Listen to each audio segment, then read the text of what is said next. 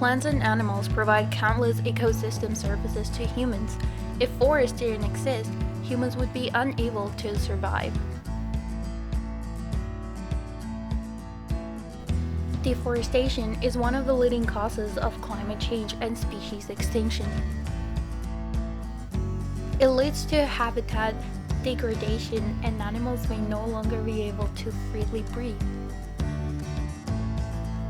The removal of trees reduces available food, shelter, and breeding habitat. Without proper resources, animals will not be able to survive in the remaining habitats. Native species must live on the remaining habitats that are often surrounded by land that is being used by humans for cities and agricultural purposes. As animals move between habitat fragments, it can lead to dangerous situations such as increased human-wildlife conflicts and animals being hit by vehicles as they attempt to migrate. When there is an increased habitat edge, wildlife may experience increased vulnerability to predation, poaching, wind, and sunlight. Saskatchewan has 34.3 million hectares of boreal forest and 16,000 hectares are harvested annually on average. According to the Ministry of Environment, this impact of harvesting on forest overall carbon sequestration is potentially very small. Two big companies are Toco Industries and Career Industries. They operate near the Door Lake area, and neither of them responded to requests of comments on this issue. Northerners have voiced concerns about the forestry effects of trapping, and people are also questioning why forestry jobs don't appear to be offered to locals.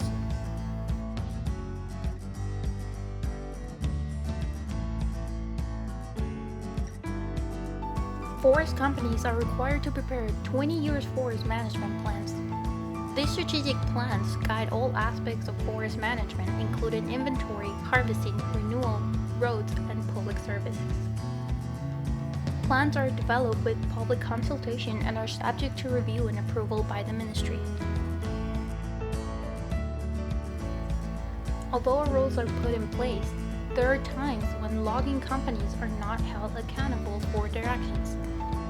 One example is when there were piles of wasted trees that were never collected. There were oil spills, garbage, and huge piles of trash. For big companies, sometimes it's all about jobs and making money.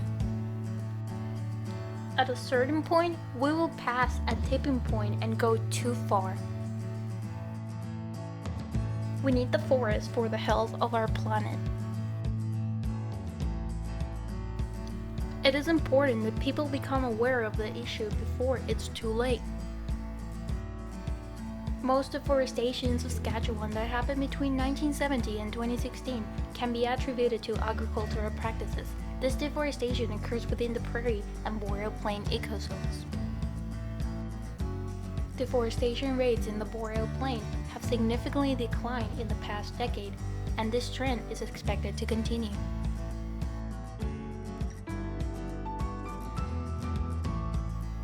When trees are destroyed, an integral piece of the forest ecosystem disappears suddenly. All animals in one way or another get their energy from plants through the food chain.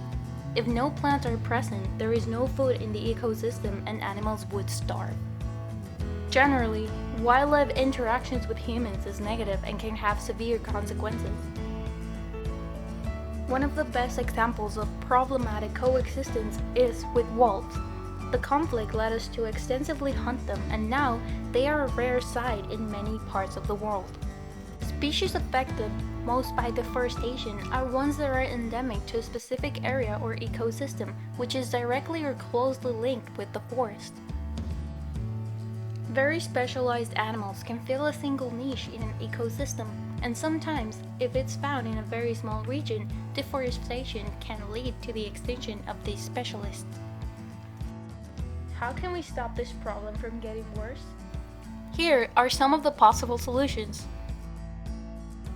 Number 1. Bring in awareness to the problem and educate people on proper management strategies.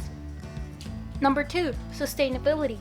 We need to focus on using forests in sustainable ways, like limiting logging in old-growth forests, not clear-cutting, and increasing the number of seedlings planted. Number 3. We need to protect the forest, okay? And stop illegal logging. Number 4. Smart land management practices should be in place to ensure the boreal forest resources will remain in the future, and techniques such as the creation of wildlife corridors can help connect wildlife populations to their habitats. This video is approved by Julia Halcrow and voiced over